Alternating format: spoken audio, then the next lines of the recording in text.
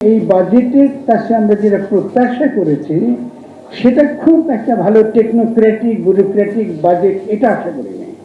আমরা আশা করেছি একটা দিক নির্দেশ, ফলে ফিলোসফিক্যালি যদি তার ডিরেকশনটা ঠিক থাকতো তাতে কিন্তু আমরা কম বেশি খুশি হতাম। মানে এই সরকার তো আপনার কতদিন থাকবে, তারা কি করবেন, নানা রকম একটা বন্ধনের মধ্যে তারা আছেন। কেন বন্ধনটা হচ্ছে এই যে তারা কিন্তু একটা সে অর্থে একটা অন্তর্বর্তীকালীন সরকার, পূর্ণ ক্ষমতা সম্পন্ন সরকার নন। তারা অনেক কিছু তারা চাইলে কিন্তু করতে পারবেন না। আমরা কিন্তু 8ই আগস্টে যে সরকারটা করেছি এটা কিন্তু ওই বিদ্যমান সংবিধান, বিদ্যমান রাষ্ট্রের অধীনে শপথ নিয়ে সরকারটা গঠন করেছে। ফলে এই সরকারের কাছ থেকে আমি খুব বড় কোনো বাজেট প্রত্যাশা করি নাই আগে, এবং করাটাও বোকামি হবে আমাদেরকে। কিন্তু কি করতে পারতো যে তার কত দর্শনগত দার্শনিক কিছু দিক সে তুলে ধরতে পারত। তার কি কিছু ইঙ্গিত নেই বাজেটে? হ্যাঁ, কিছু কিছু ইঙ্গিত আছে, কিন্তু এটা স্পষ্ট করে দিচ্ছিল। রাষ্ট্রের যে ধারণাটা আমরা এখনো পোষণ করি এইখান থেকে বেরিয়ে আসতে হবে। কারণ এখনো এই রাষ্ট্র বলতে যেটা আমরা বুঝি, এই রাষ্ট্র যেমন সাদা টাকাকে কালো করে, এই রাষ্ট্রের ধারণা থেকে বেরিয়ে আসতে হবে। রাষ্ট্রটা করতে পারি কিনা, আমরা বলেছি যে আমাদেরকে আয় করেছি, আয় করে দিই নেই, এটা আমাদের বৈধ আয় করেছি কিন্তু আয় দিই নেই, এটা এমন কোনো বড় ধরনের একটা অপরাধ নয়, দেখি ঠিক আছে। কিন্তু যেটা একেবারে দুর্নীতি, লুট করা, একটা লুটেরা অর্থনীতিকে বৈধতা দেওয়া কি রাষ্ট্রের দায় কিনা, রাষ্ট্র কি দেবে কিনা, এরকম একটা সরকারের কাছে যেটা আমি শুনতে চেয়েছি আমরা, যে আমরা লুটেরা এবং মাফিয়া তন্ত্রকে বৈধতা দেব না। এটা বাজেটে আমার ভাষা বলার দরকার নাই, বাজেট তার বাজেটের ভাষাই বলবে। একটা সরকারি ভাষাতেই আমি আশা করেছিলাম, এই বাজেট এটা সম্পূর্ণ অনুপস্থিত। এটা হচ্ছে প্রথম। আমি যদি সংখ্যা নিয়ে করতে বলে সারাদিন লেগে যাবে আমাদের। কেন অনুপস্থিত? আপনি যখন বাজেটে যখন এই যে দেখেন ছোট্ট সংখ্যার কথা বলে যে আমরা কি বলতেছিলাম, 7,90,000 কোটি টাকার মধ্যে আমরা কি দিচ্ছি, প্রায় 3 লক্ষ কোটি টাকার মতো আমরা দিয়ে দিচ্ছি খালি সুদ এবং কি একটা আমলাতন্ত্রকে পোষার জন্য। আমরা একটা আমলাতন্ত্র যে আমার উৎপাদনে অর্থনীতি কোনো অবদান রাখে না, বাধা দেওয়া ছাড়া। মানে অর্থনীতি যে স্বতঃস্ফূর্ত এবং বাজার ব্যবস্থার যে স্বতঃস্ফূর্ত যে গতিশীলতা, এটাকে ব্যবহার করে আন্তর্জাতিক প্রতিযোগিতায় যে আমি ঢুকবো, সেটার ক্ষেত্রে আমার সবচেয়ে বড় বাধা হচ্ছে আমলাতন্ত্র।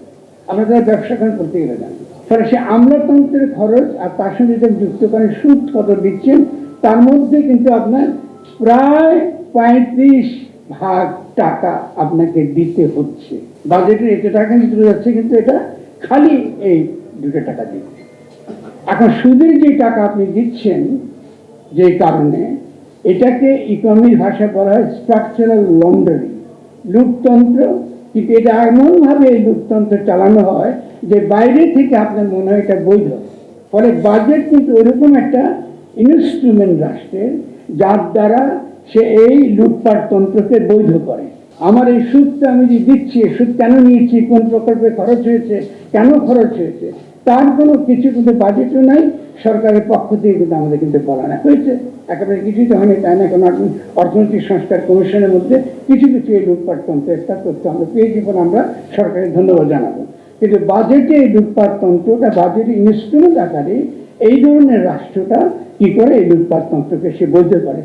আন্তর্জাতিক যে ব্যাংকগুলোকে, বিশ্ব ব্যাংক বলুন, কি একটা IMF বলুন, কি WTO বলুন, কি অন্যান্য যে কোনো দ্বিপাক্ষিক যেসব আমাদের অর্থনৈতিক যে সম্পর্ক, এই সম্পর্কগুলোর চরিত্রটাই হচ্ছে এই যে তারা রাষ্ট্রকে ব্যবহার করবে আসলে লুট করবার জন্য। রাষ্ট্রকে ব্যবহারই করা হয় একটা লুটপাট করবো আমি, কিন্তু এটাকে আমি দেখাবো এমন ভাবে যে আমার কাছে মনে হবে এটা বৈধ। কিন্তু এই রাষ্ট্র এটা আসলে এরকম বৈধতা দিতে পারে কিনা।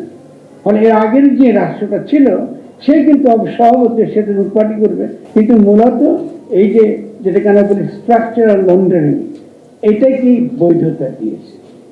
আমি সুদটা যখন দিচ্ছি এটা কিন্তু সে বৈধতা দিচ্ছে।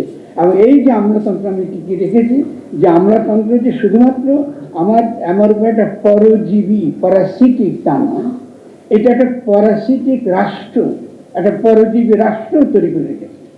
ফলে সেখান থেকে মুক্ত হওয়ার কিন্তু আমার কোনো পলিটিক্যাল প্রোগ্রামও নেই, আমার কোনো অর্থনৈতিক প্রোগ্রামও নেই। আমি চাইলেও কিন্তু আপনি এই খরচ আপনি এখানে কমাতে পারছেন। তা এরকম একটা বাজেট আমরা পাচ্ছি। এই জন্য এই বাজেটটা শেষ পর্যন্ত তো অনেক সদিচ্ছা থাকা সত্ত্বেও এটাকে আমরা বলবো এই স্ট্রাকচারাল লন্ড্রিং, এই যে কাঠামোগত লুটপাট তন্ত্রেরই বৈধকরণের একটা দলিল।